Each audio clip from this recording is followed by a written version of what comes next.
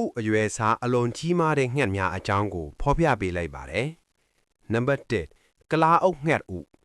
ကလားအုပ်ငှက်ဟာကမ္ဘာပေါ်မှာအကြီးဆုံးဥကိုဥတဲ့ငှက်ဖြစ်ပါတယ်။သူတို့ရဲ့ဥဟာကြီးမားယုံနဲ့မကပဲအလွန်လဲခိုင်မာတောင့်တင်းလာကြောင်းတူနဲ့ထူမားတာခွဲလို့ရနိုင်ပါတယ်။ဒါအပြင်ကလားအုပ်ငှက်ဥတဥထဲမှာတင်ပရိုတင်းဓာတ်200 ဂရမ်အထိပါဝင်နေတာဖြစ်ပါတယ်။ နံပါတ် 2 အီမြူငှက်ဥ